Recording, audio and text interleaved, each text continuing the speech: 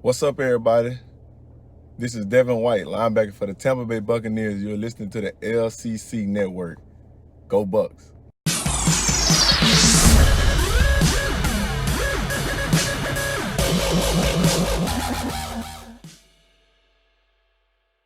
Hey everyone, welcome to the Commissioner's Clubhouse and the LCC Network for week 33 of the fantasy offseason. We have a player episode with a little bit of a game for you guys today. Like always, got my co-hosts Isaac and Jameson. What's going on, guys? Aloha.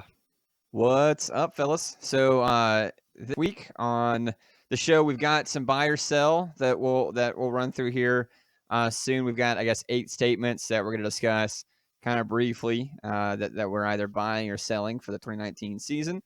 And we've got our consensus top 24 QB rankings. So QB1s and QB2s that we're kind of going to go through. We'll have plenty of time to kind of break that down. Guys, we're really close to the end of the offseason here. I think we've got like 2 or 3 more episodes left after this one. Is that right, Pat? Something like that? Yeah. Something like that. I know soon. I think it might be next week. We've actually got pre-draft discussion and predictions. The week after that, I believe we've got the episode where we're actually going to give every team an overall record for the season, kind of like we did last year in an article. We're kind of do like an analysis and do all that for every team in the LCC. And then the week after that is week 1 predictions for the NFL and for the LCC. So we're almost there, guys. So I'm really excited. But anything you guys want to talk about before we jump into the buy or sell here? I'm good.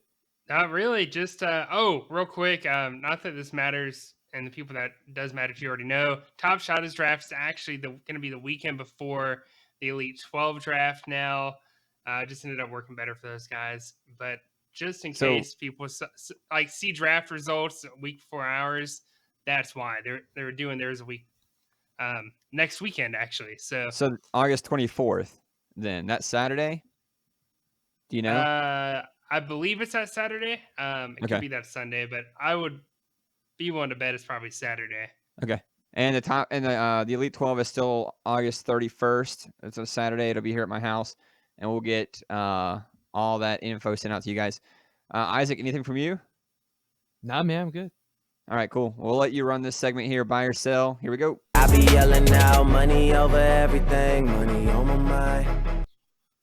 All right, so like Jameson said, we got buy or sell, a little quick game. Like I said, we got 4 questions of owner buy or sell and 4 questions of player buy and sell. So start with 1.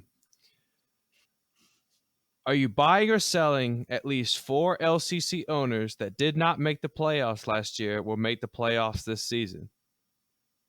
We have an Elite 12, Cameron, Peyton, Tyler, Mike, Big Oz, and Billy Powell. And top shotters, we got Jordan, Matt, Michael, Storm, Charles, and Watchhorn. I forgot his first name. I think it's Matthew. Matthew? Is it Matthew? What's his first name? Matthew Watchhorn. Matthew. Yeah. Matthew. Okay. So you guys buying or selling? Guys, I'm buying this. I'm going to buy this. 4 teams that didn't make it last year are going to make it this year. Guys like Cameron, Peyton, Jordan, Charles is kind of, on our radar this year. Jordan. I mean, Mike could win that division. That's one easy one right there. Jordan, if I hadn't mentioned him. So yeah, I'm saying 4. I'm buying it. Yeah, I'm buying this too, man. In fact, I could see more than 4 new owners making it in. This year's schedule, the competition is so much more even than years past. I think in a lot of instances, anybody's game for some of these wild card spots. Even some of the divisional races are going to be pretty close this year. Like I said, I could see more than 4 of these guys making it. I don't want to give away too much information from our big episode before the season starts. I don't want to spoil anything from that, but spoilers. Yeah, I could easily see at least 4 guys making it in, 4 new ones. Yeah, I mean, I can too, but the biggest thing is what 4 people don't make it this year. And that's what I was just trying to think of. I mean, it was me, Pat, and his dad, John, who all made it. Our whole conference made it in the playoffs. Does 1 or 2 of us not make it this year? I mean, it's possible. It's definitely possible. And then, yeah, there's just so much. I mean, when you look at it like this, it's like, yes, this definitely could happen. But when you look at it on the other side, like who are not going to make it, Well, that's why it would it's be difficult. very tough. Because it's like, what four are you going to leave out? But I'm buying it because we do have change every year in our league, just a lot like the real NFL does. So, and you see some of those inconsistent owners that got in last year, like not that I think your dad Pat is right. John's gonna be bad, but it was his first time in the last 4 years being in the playoffs. So I mean, you see some of those people, and you're kind of like, well, we'll see. We got a lot of competition this year, but I'm gonna buy it. I'm buying it. And then Billy with his great run last year, which he just normally not in the playoffs.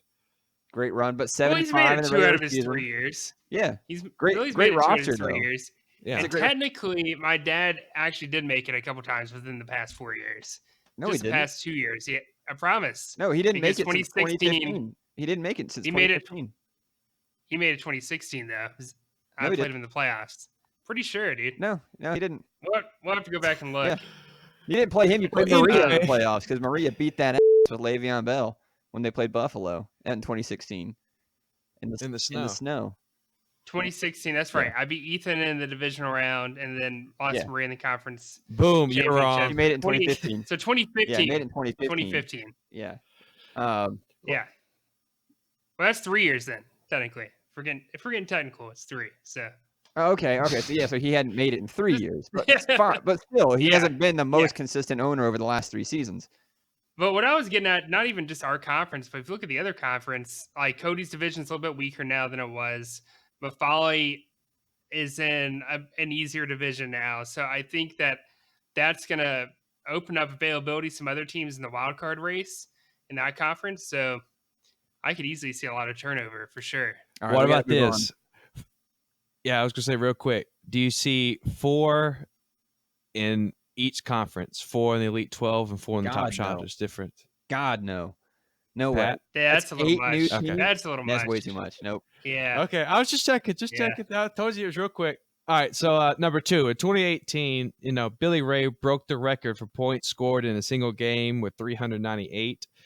Not only will that record not be broken this year, but he also would give us our first 400-point game. Are you buying or selling? Wait, hold on, just to clarify. So we're saying not only will that record be broken, but somebody, not Billy particularly, but somebody will give us our first 400-point game. Yeah, you said he. Oh, my bad. So somebody basically is someone's going to break the record, and it's going to be at 400 points plus. Yes. Okay. Yeah, I'm buying that. Well, granted, you also have to think between 398 and 400. There's not that much. Well, no, but it's tough to do. I think someone's going to do it. I think it's going to be someone who utilizes the new defensive end rules and has a guy like Khalil Mack in the defensive end slot instead of the linebacker slot, and then can still put linebackers in there with DBs. Exactly.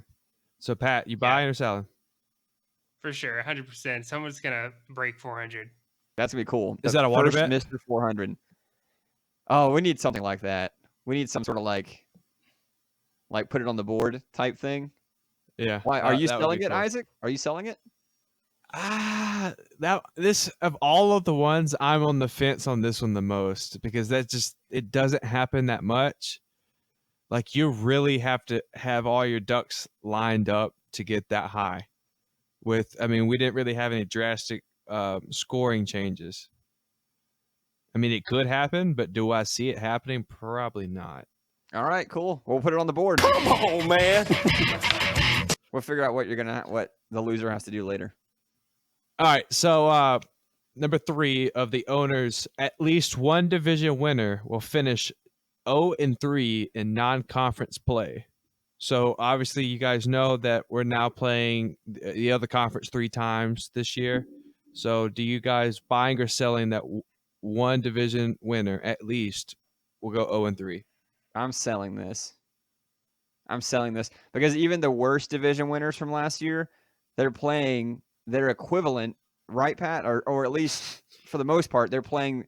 You're not playing like the bad teams aren't playing the good teams. So theoretically, you're playing on an even ground across the conference as much as possible. I can see Jay getting his butt whooped on the other side though, because he won his division and he's got to play division winners on the other side. I was about to say that might be tough. the Elite 12 North is definitely probably one of the weaker divisions in the league, for that matter. I mean, I could see whoever that wins that division going 0-3 because everyone but Bryson really has some tough non-conference games. You go look at Jade, his is going to be extremely tough.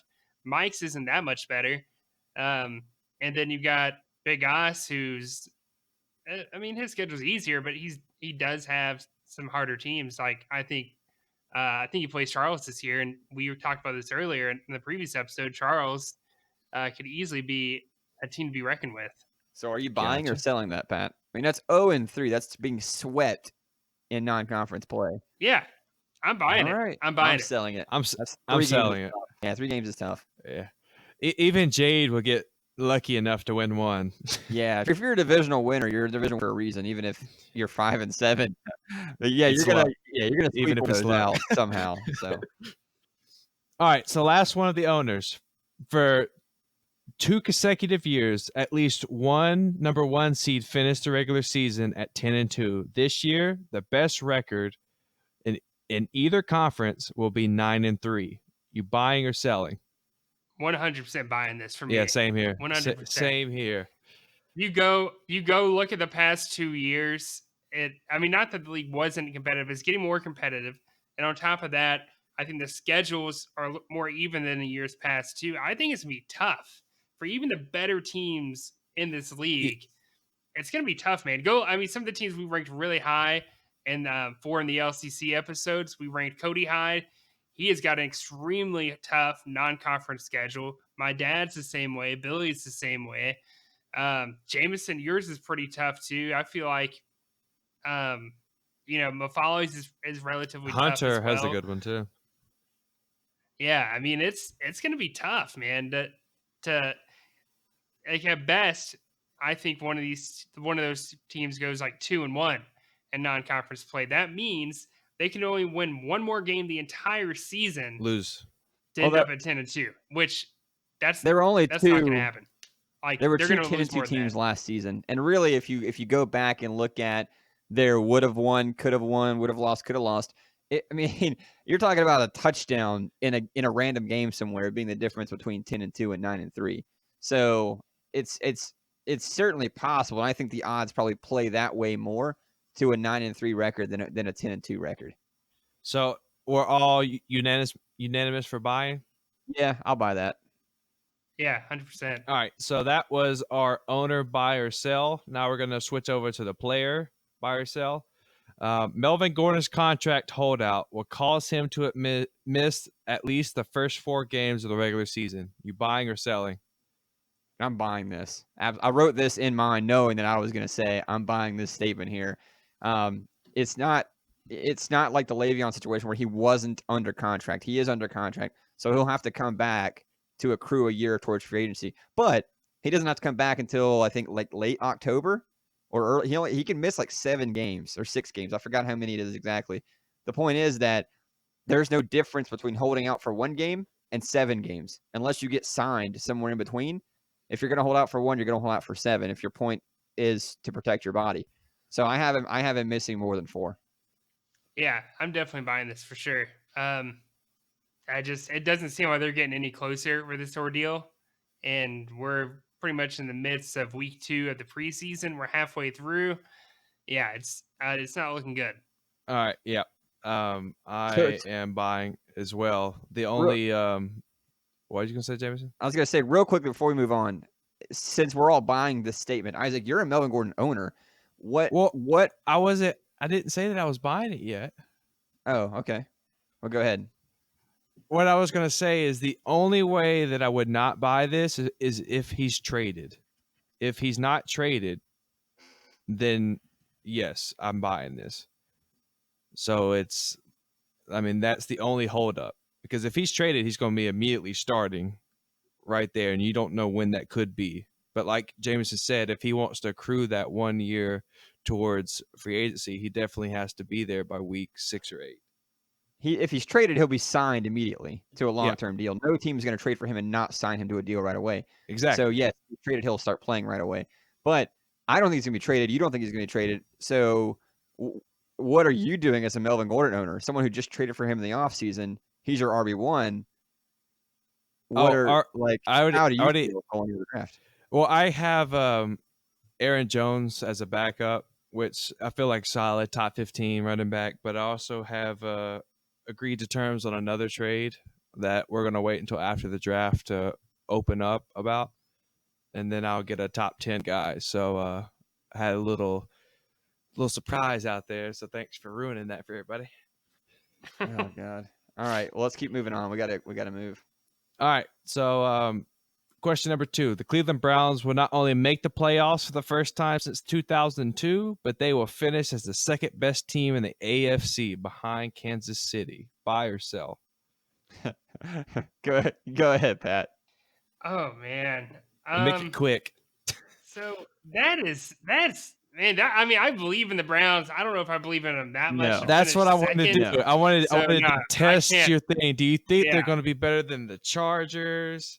Going to be better than the Ravens? The Patriots? No. The Patriots, the Chargers? No, they're not. A healthy Andrew Luck with the Colts? No. If he's healthy, no. If we were just saying playoff team, yeah, I'd buy that. Sure. Well, that's easy. That's bold. That's easy. Bold. I know they're going to make the playoffs, but that's why I wanted to make it bold. I couldn't say number. This is easy too. I couldn't say number 1 because they're not going to be better than Kansas City. That's why I just wanted to see. Yeah, they won't be better than a lot of teams. I'm selling this. Okay. It's easy. All right. So selling unanimous. Question 3. At least 4 NFL teams that will have 2 DBs finish in the top 24. So some examples. Cardinals have Budda Baker, DJ Swearinger. Bengals have Jesse Bates, Sean Williams. Redskins, Quentin Dix and Landon Collins. Broncos, Justin Simmons and Kareem Jackson. So those guys are some examples. Are you buying or selling at least 4 teams will have 2 DBs finish in the top 24? Go ahead. You want to go first, Pat? Yeah, I'll go first. Okay. I'm going to sell. It's really tough to get, just in general, it's tough to get two DBs on your defense in the top 24 and 4 teams, man. That's just crazy. That's bold. I mean, that's like a third of those players. Look at the math whiz over there. I had to think about it for a second, but I'm just saying, like, statistically speaking, the odds are against that happening. It's hard. Yeah, I'm selling that too. That. Jameson? I'm buying it because it almost happened last season. And I think the only one that's iffy for me is Kareem Jackson finishing the top 24. Budda Baker and Swearinger, are we all on board? Yes. They're both top 24? Okay, so that's 1. Jesse Bates and Sean Williams, are we all on board? Yes. That's 2. Clinton Dix and Landon Collins. No. Top 24. No. So obviously it's Clinton Dix that you're having an issue with there. Yes. All right, Patrick, are you Clinton Dix is a top 24 DB? I don't think he was ranked. I think outside of all of our rankings of the top 24, he was. That's the whole. Yeah. I know Kareem Jackson and Justin Simmons were both in Patrick's top 24. So really, it's Clinton Dix is the one you guys seem to, or Kareem Jackson. Yes. You're holding you back. But I'm going to say I'm buying it. I'm going to say yes. Go bold, go home. Yep. We'll see what happens. All right. So we got one more to tie into our next section. So James, you talked about our quarterback rankings. We're going to talk about this episode. So we're just going to predict in the future.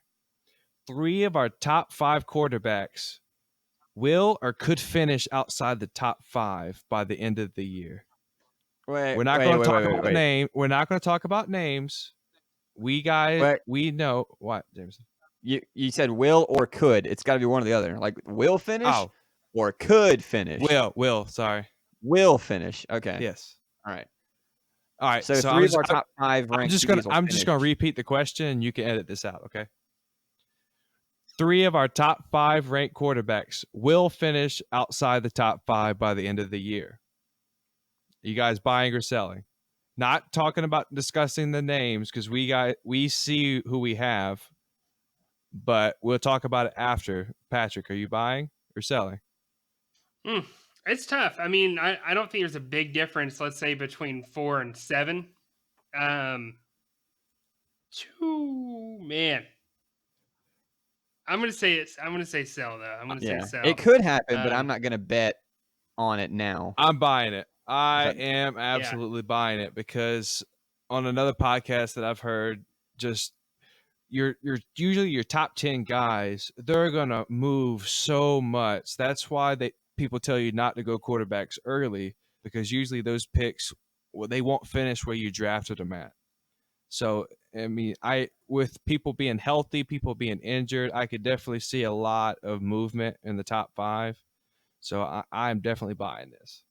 So, But of the three of us, is it a fair statement? And we talked about this a little off the show, that of the three of us, you have the least amount of confidence in how you evaluate quarterbacks. what do you mean?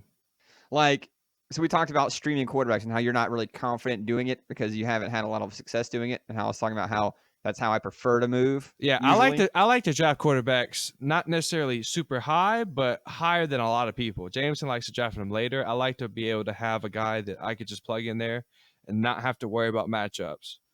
But Jameson is the guy that likes to, to play matchups, do the waiver wire, do later round quarterbacks to get better talent on your wide receivers, your running backs, and stuff like that. So, I mean, So my point, if you're saying that I don't understand quarterbacks as much as you, I don't think that's really the case. It's something I prefer not to have to deal with.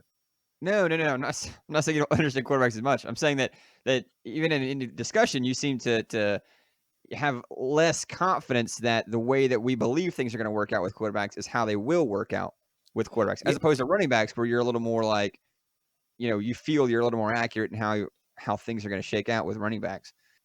Yeah, because I think my first year of playing fantasy, I got burned by not drafting a quarterback high, and stream. It was my first year learning how to stream, and it took almost all the fun out of fantasy because I would always start the wrong guy at quarterback. I would always just read the first article that said, start this guy. Like, okay, I start him, and terrible. But to your point about value, I get that. I mean, that's why I don't draft highs. It's so hard to get. Most of the guys at the top of the draft aren't going to meet their value at the end of the year. Like Pat Mahomes will go in a standard league, will go in the third round, and unless if he doesn't see any regression, he'll beat that. But if he does, he's not going to be a value over where his ADP was. Yeah, I mean, it kind of also just shows you the next year after that, I drafted Aaron Rodgers at 101. It just shows you how much I just was so fed up and tired of having to deal with a crappy quarterback. Well, we'll jump. That's buy or sell. I like buy or sell. That's a fun segment. We don't do that one enough. Yeah, We I do should throw too. that one in more. Probably will during the regular season, but we'll go through QB rankings here. It's not going to be as long as it is with other positions, I don't think, guys. We're probably not going to do 30 minutes on this segment or anything, so it might be a shorter episode, but we'll jump into it.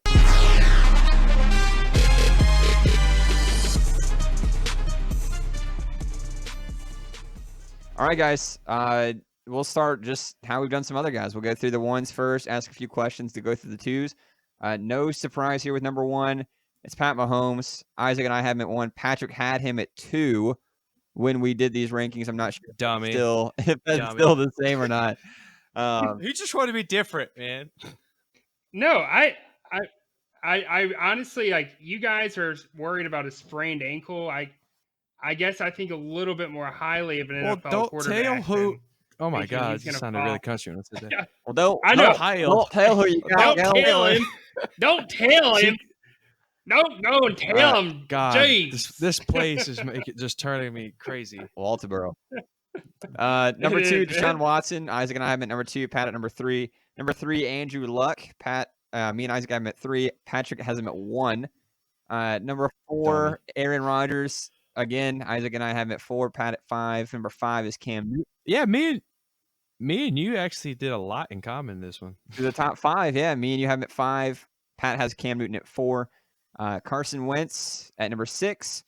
Matt Ryan at number 7. Baker Mayfield at number 8. Russell Wilson at number 9. Drew Brees at number 10. Big Ben at 11. And Jared Goff at 12. I love our consensus here, guys. Pat, before we jump in, do you want to discuss why you have Andrew Luck at 1? or you just want to move on? Because you got to be the only I have guy in America no that's got issue. Andrew Luck at number 1. Yeah, everybody's always worried about taking Ty's value down, taking the whole Colts offense down, and because they're all worried about that high ankle sprain Luck has. So It will be an issue. I Jesus guarantee he's going to miss time. Christ. America and their ESPN updates are ruining players' draft stock. It is ridiculous. Let me tell you, I mean, it's really phenomenal how far he has dropped as a quarterback. I mean, if you go back and look, man, when Andrew Luck is healthy, there is no denying, you cannot argue this guy is not putting up top 3 numbers week in, week out. In fact, you know what the difference between QB2 and QB5 is? 4 points a game in our league. So for me to say the difference between, let's say, QB3 and QB1, you're not going to notice it other than maybe Pat Mahomes circa 2018. It's just you're not. And I think people get over just they get these ESPN updates about these injuries. And I'm like, this man broke a nail, and you're thinking this guy's going to miss 6 weeks. Like, it's crazy. I've never seen certain players get bashed on for sprains and boo-boos than this year. It blows my mind. That's why I have Andrew Luck at 1. Yeah, let's say he misses 2 weeks. Even if he misses 2 weeks, I'd still take him over some of these other guys we're about to talk about. I'll keep him at 1. So I think the concern with the injury part is that we've seen this before. They're like, oh no, he's fine. And then he misses the whole season. yeah, And so now they're like normally they're always cautious, or they're always more optimistic than it really is, right? Oh, he'll miss 2 weeks, he misses 4 weeks. Oh, he's fine, he misses 2 weeks. They're already saying he won't play in the preseason at all. He might miss a week or 2. So it makes me think it might be even worse than it really is. And so that's why he's dropping a little bit in my rankings. he didn't really drop in mine. I mean, Yeah, even healthy or not, I still have him right at 3. So do you guys think he misses week 1? I It's don't possible. think he does, but I think he's gonna be hurting. He's gonna be like Rodgers out there. Yeah, he's gonna have a brace on for sure, but it's like, I don't know. To me, what Andrew Luck's arm, people talk about his running ability and stuff and how that makes him more of a dynamic quarterback, but I think his arm is really one of his better assets as a quarterback.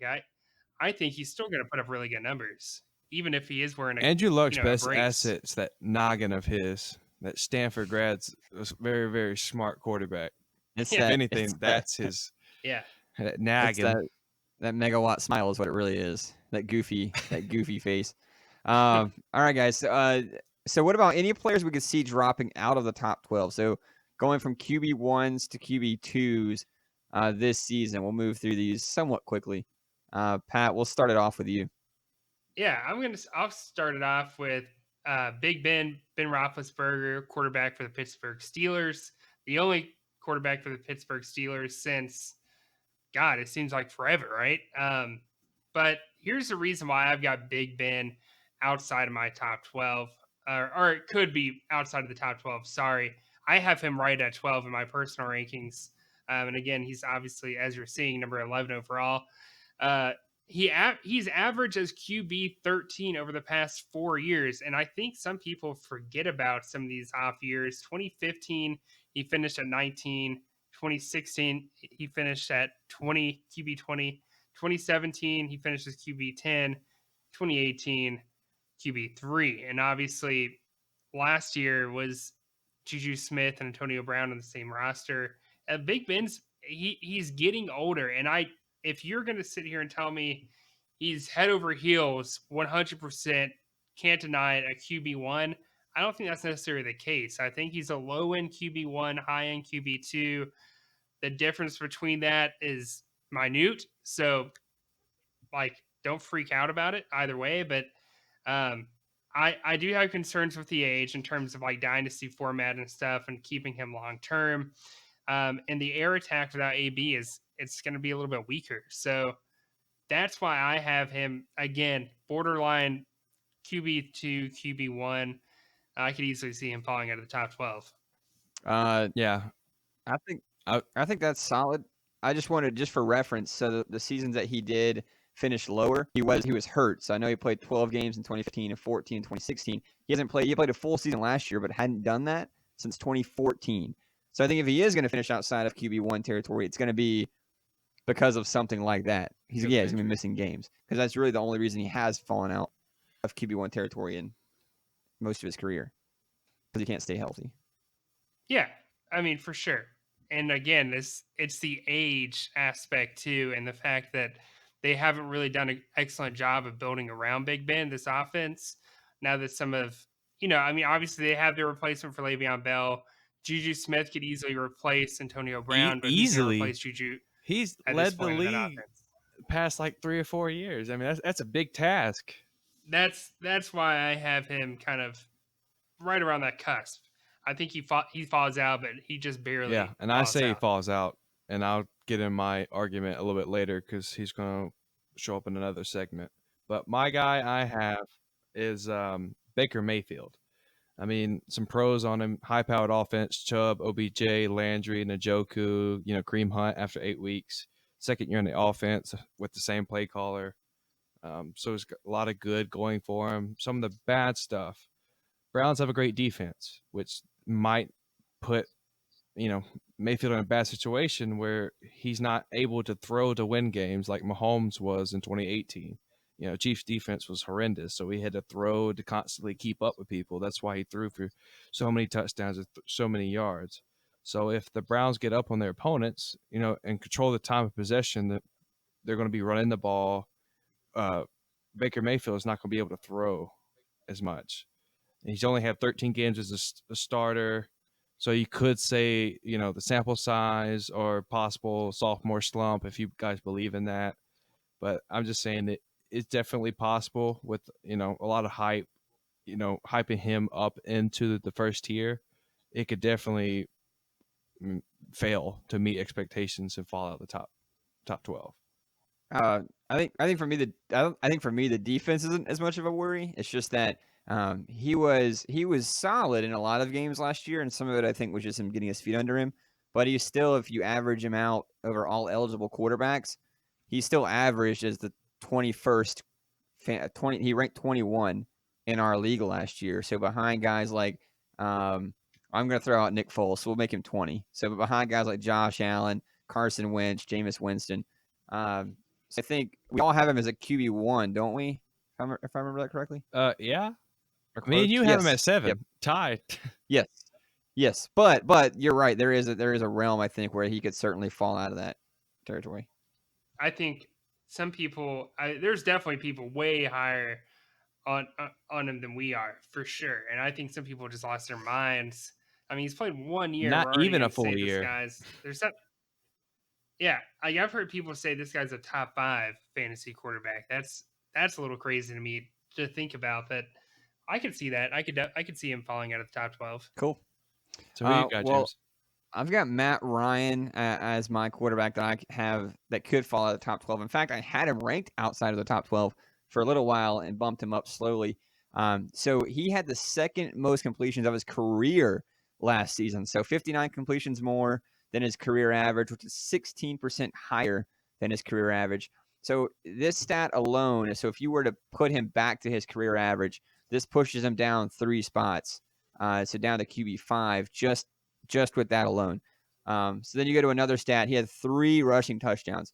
Doesn't seem like a whole lot, and I'm glad I actually heard this on another podcast. I'm really glad that I heard this because it doesn't seem like a lot, but that's 3 more than he had in 2013, 2014, 2015, 2016, and 2017 combined when he had 0 over those 5 seasons. So 0 in 5 seasons and then 3 in 1 season. And so if you took those out his career average, that bumps him down to QB7. And then finally, he threw 9 more touchdowns last season than his career average. So he averages only 26 touchdowns a year. He threw 35 last season. So if you take his touchdowns down to his career average, that drops him out of QB1 territory altogether, completely. He has struggled in the first season of a new offense. It is Dirk Cutter coming back to Atlanta, but he has had those kind of up and down seasons when he's moved to a new system or to a new coordinator. So I am down on Matt Ryan, especially at his ADP and where people are drafting him. So he's a guy that I'll be avoiding in most formats unless he falls really far. But well, yeah, that's my thoughts on him. Was Dirk Cutter his offensive coordinator when he was MVP? In 26, I don't remember. I think it's around the same time, but I don't know if it was the. I don't think he was. same- I'm pretty sure Dirk Cutter was already in Tampa as the head coach then. Okay, I just didn't know if that was what caused him Well, to get the promotion to a head coach is by making Matt Ryan a MVP. No, I'm pretty sure Cutter was already in Tampa. Okay. Yep. Well, scratch that. Yep. let me ask you something though. Do you see the Falcons? And I'm a diehard Panthers fan, been so since '95. Do you see the Falcons' offense better or worse than last season? Better. It's going to be better Way with the better. run game, which is why I think he could also regress a little bit. He had 59 more completions, second most of his career. There was no Tevin Coleman was garbage. Devonta Freeman wasn't there, and Ito Smith they couldn't even utilize him well. So assuming Devonta Freeman comes back healthy, then yeah, they're going to be better, but it's not going to be because of Matt Ryan. It's going to be because of the running game. Okay. Yep. Yeah, if we see regression to his career average, I mean, it could be a slightly below or slightly ahead, but if we see regression to his career average, that drops him down to low QB1 territory. I don't know. It's harder for me to buy that one, but I respect it. I definitely do. I understand I don't it. know. I'm not going to argue it, but I could see it being right or wrong. Like it's just I'm just not going to really comment on it, honestly. Well, these all could be right or wrong. It's all just, Well, gee, Jameson, I was trying to help you out, so I wouldn't say you're wrong, but that's all just You're wrong. It's all just It's what you're saying, you're projection wrong. right now. That's why I bring stats and data when I make an opinion. Usually, either that or narrative. I try not to just say things without some sort of evidence and data. Are you saying I do that? I usually bring data. No, I'm not saying that. I'm saying that. He's saying it. Right? I know. I'm totally saying it.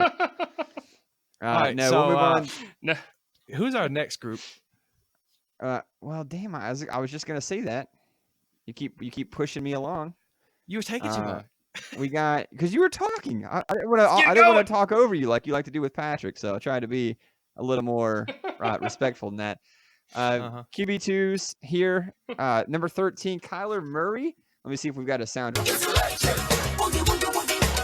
We don't get to play We that own one. trade rights to the Boogie Woogie Woogie for. Did I tell you guys that Murray. I heard? I think you heard it too, Isaac. That someone else said he's electric on another show, like weeks after we had already said that and made a sound drop for him, which kind of Exactly. That's why I'm calling it. Yeah, that's ours. We had this first. Yeah, that's ours. So we get creds. Kyler Murray at number 13, Jameis Winston at 14, Lamar Jackson at 15, Phillip Rivers at 16, Dak Prescott at 17, Josh Allen at 18, which probably sounds crazy. Tom Brady at 19, Mitch Trubisky at 20, Derek Carr at 21, Kirk Cousins at 22, Jimmy G at 23, and Matt Stafford at 24. Guys, Isaac, we'll start with you. Which players we see that could jump from QB2 territory into QB1 territory possibly? All right. So it's funny because as soon as he said that, I just got a message from an epic Lamar Jackson photo from when he hurtled into the end zone. So yeah, my guy's Lamar Jackson. 2018 started 7 games, went 6-1 in those games, and had 42.9 points per game, which is very, very good, especially for somebody that doesn't throw the ball as much as other people do. He completed 99 out of 170 pass attempts for 1,200 yards, 6 TDs, and 3 interceptions. In those 7 games, he rushed for 147 yards. In those 7 games, he had 147 attempts for 695 yards and 5 touchdowns. So I know this is not your typical way to go about it, but if you were to stretch out those stats over a 16-game span, he would have had about 2,700 passing yards, 14 touchdowns, 7 picks. But here's the crazy part. He would have had 336 rush attempts for 1,500, almost 1,600 yards and 11 touchdowns. The NFL single season record was Michael Vick back in 2006 when he rushed for 1,039 yards. This would have beat Single that season record for a quarterback. Yes, that Yes. would have beat that record by 500 yards. 50%. Yes, it's just crazy. Not saying he's going to do that, but if you just stretch it out, just the pace, if you stretched it out, it's just ridiculous. So speaking of that, rushing quarterbacks, you guys need to put some respect, respect? No? Okay. Anyway, you put some respect on them because the way the scoring's laid out, you get 10 points for 1 point for every 10 yards passing, or you get 1 point for every 5 yards rushing. So guys like Lamar Jackson, Josh Allen, Russell Wilson, Cam Newton, that's why these guys, well, some of them are, more dominant than others. It's like, yes, they might have a bad week throwing, they might have a bad matchup, but guess what? You can always count on some rushing yards. Well, Lamar Jackson's a guy that relies heavily on rushing yards, as you guys can tell. So, like I said, he had almost 43 points per game last year in his first year. You could definitely see him take a step forward, possibly. He supposedly worked a lot on his throwing and his mechanics. So maybe he can turn the corner and maybe throw for, 2,500 to 3,000 yards next year as a starter. You don't know, but you can definitely bank on his rushing ability and him to be, I think, a quarterback one next year. All right, cool. So I would say don't assume that pace. Although we drew it out just to see what could have happened, but obviously he won't carry the ball 336 times, which is almost as much as that's more than running backs. That's almost as much as Ezekiel Elliott. I mean, he'd have to rush the ball like 23 times a game, and if he did, he certainly wouldn't hold up for 16 games. That tiny frame. But he is impressive. He does have a high floor. I had him at 20 when we made these rankings a few weeks ago, which was far too low. I think 8's far too high. It's probably somewhere in the middle, but he definitely does have a high floor because of his rushing ability. Yeah, and that's why I'm banking on his high floor, plus the point of you could, increase his throwing. If he gets better at the throwing, though, I think the rushing goes down. I don't think they both simultaneously climb. No, I just think some games he's going to throw, some games he's going to run more than others. It's not going to be something that he consistently does, throws for 200, rushes for 50. It's not going to be something like that. He's got to learn to throw first. We got to do that. We got to do that first, Lamar. Son, you play quarterback. You're going to need to learn how to throw the ball. All right, my guy is I don't know. I felt kind of ballsy for saying this until I saw Isaac was putting Lamar Jackson as a top 12 guy. So I'm going to go with Derek Carr here. To me, it's not totally outside the realm possibility. AB is without a doubt the best receiver he has ever played with. Get that Amari Cooper crap out of here. I don't want to hear it. Listen, Amari Cooper's good. No disrespect there. But if you try to compare these two, you're nuts. You're crazy. Jameson loves some Amari Cooper. No, I don't. He does, man. That's probably one of his favorite. You got a jersey, dude, don't you, Jameson? Have an autographed jersey that you got framed in your little man cave? Man closet? First of all, it's not a man cave. A little man cave.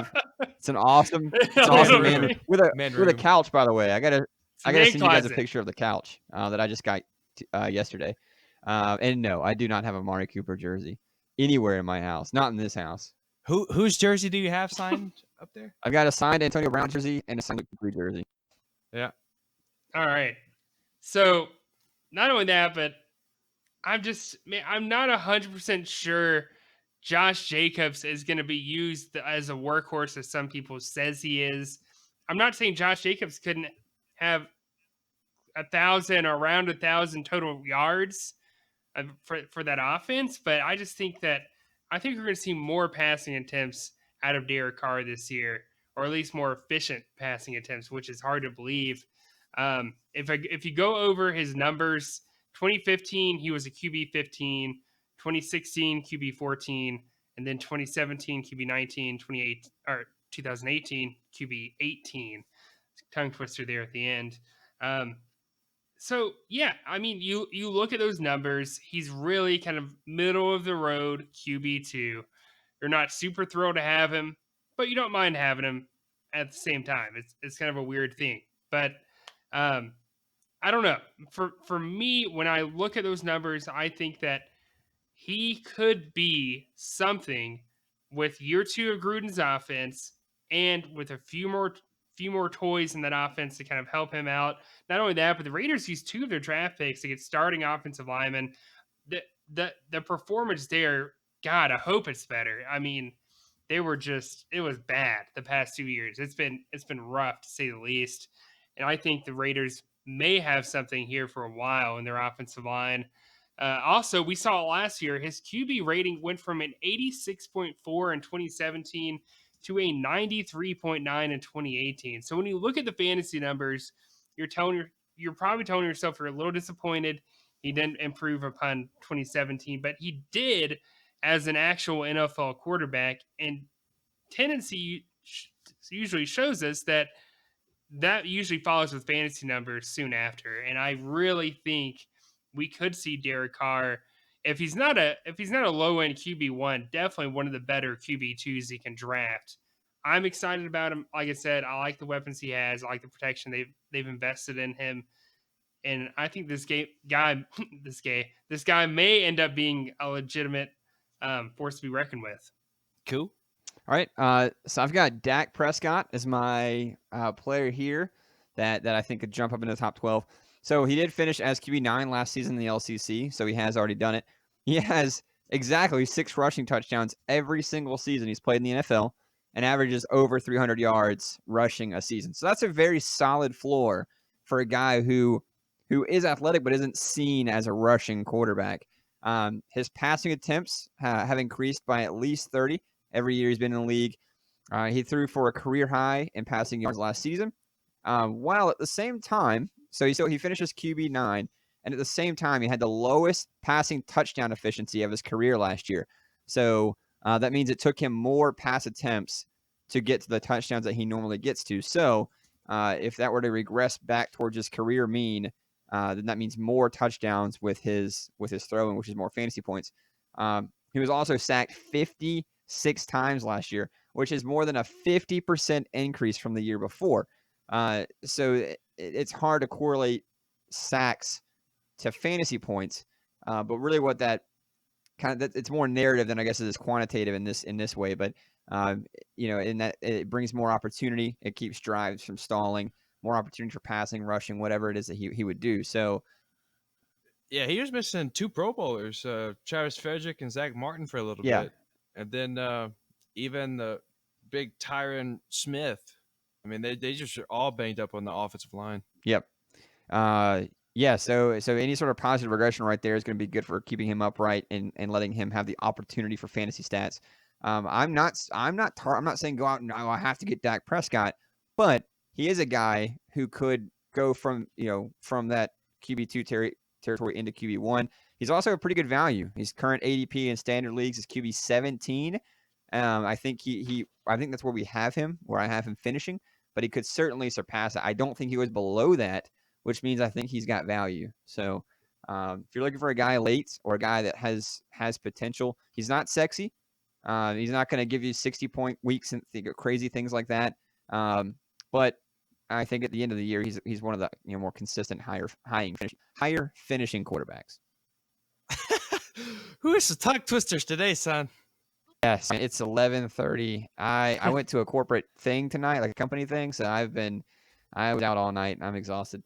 All right, we'll finish this up real quick because we told everybody that this would actually be a shorter episode and it's not. So, real quick, Isaac, which of these players in the top 24 are you just avoiding? All right, no shame on him or his team or his fans. I just would rather go somewhere else. It's Big Ben. Pat's already gave you some of the deets about his past, where he's finished and everything, and just with no AB, I mean no Le'Veon. Obviously, he didn't have Le'Veon last year, but when he did have Le'Veon, he always had that check down blanket, which he's not. James Conner's not as good as a pass catcher as Le'Veon is. And then you also have to think, AB had Juju last year, and then the year before when his rookie year. This year it's Juju and who else? You got Moncrief and James Washington. I mean, it's terrible backup wide receivers. It's just I just don't want him. But it's not saying that he wouldn't finish there. I just would rather take a gamble with somebody else. I mean, my thing, like, I'm definitely I've already said my piece about him. It's harder for me to say I wouldn't draft him because I definitely would. Just depending who's in the board, I guess, and kind of where I end up taking a quarterback. But definitely not one of the guys who is in our QB1 territory that I'm super excited about, if that makes any sense. Yeah, I'll just say I disagree completely. It's a little too narrative for me, especially the whole Le'Veon things. He wasn't there last year. But like I said, we've already kind of talked about that a little bit, so we don't have to dive too much back into that. But I guess to kind of round it off here, I've got Matt Stafford as someone I'm avoiding. I know Pat loves Matt Stafford since he drafted him in the first round a few years back. Oh my God. We're never gonna let you forget about that. 2014. 2014. Finished as QB 20 last year. He only had 3 games above 34 points. So there's not a lot of upside in playing a guy like Matt Stafford, even if he finishes at QB 20 at the end of the year. They've got a new offensive coordinator who wants to run the ball. They have publicly said this. They want to get Kerryon Johnson the ball. It's just a poor offense. He doesn't have any rushing floor. You guys can see this in the show doc, but he rushed for 71 yards last season on the entire season. 0 touchdowns. So he has no rushing floor to keep him afloat like guys like Josh Allen or Lamar Jackson do. So I think if I were there, I would take a guy that we have ranked lower, like a Marcus Mariota or a Sam Darnold, guys who I think have more upside Mariota than Matt Stafford. Whew. Yeah. Mariota. He's at Mariota. He's absolutely got more upside because he has a floor. He has a rushing floor. Even though, again, I think Matt Stafford finishes higher at the end of the season. If I had to pick a guy from week to week or a guy with more upside, it's definitely guys like Mariota or Sam Darnold. Why not Ryan Fitzpatrick? We're talking about guys that he's in Miami. No, because I don't think he plays the whole season. I mean, if you want a guy for a few weeks, yeah, take a shot on. If you're streaming quarterbacks, I would pick up Fitzpatrick for sure in week 1, assuming the matchup is good. But who do you think has more upside really quick? Matt Stafford? You ready for this? Matt Stafford or Sam Darnold? Sam Darnold. Absolutely. That's not even close. Sam Darnold. Not even close. Andy Dalton or Matt Stafford? Andy Dalton. Andy Dalton. Yeah, Andy Dalton. Better weapons. Nick Foles or Andy Dalton? Andy Dalton, hands down. Really? That one's closer. I'll still take Andy Dalton. And AJ Green less Andy Dalton? I might take Nick Foles. Yeah. I don't know. It's very That's close. why I was debating. Dwayne Haskins? Even with AJ Green, like, dude, look at that Jacksonville receiving core. Like, is anyone super? Is there anyone there that people are excited about? Westbrook. D.D. Westbrook. Exactly. He's a solid receiver. He's not great, but he's solid. Yeah, he's solid, but I mean, we were just talking about Tyler Boyd the other week. I mean, you can't even compare those two guys. I'm not high on Andy Dalton. Dwayne Haskins or Josh Rosen? I just not start anybody. Yeah, I'll just take the loss that week in fantasy. It's okay. I'll just hope that my running backs get enough points to cover the whole. Can I pick one of my dogs? Is that an option? Yeah, Jedi. You can put Jedi in that week. All right, guys, that's it. We're done. That's all for the rankings, for positional rankings. Like I said, we've got really from here to the regular season, it's all LCC draft prediction, owner What? record prediction. It's very, very LCC heavy. Not a lot of player stuff at Oh, this yeah. point now. I'm just kidding. Isaac, apparently doesn't like that, but we think you guys are going to enjoy it. We do have one more giveaway, signed memorabilia to give away. So we're looking forward to it, guys. Anything else before we sign off? Hey, all I gotta say, there's no excuse, especially after this episode, not to be listening, man. We had 11 views this past week. I'm hoping this one gets more than that, but we'll see. Definitely keep tuning in. We've got some great content coming up for you guys. I think you're gonna love it. Cool. And we're All right, just, guys. We'll see you. We're just great. Everybody loves our voices. Well. All right. See you next week.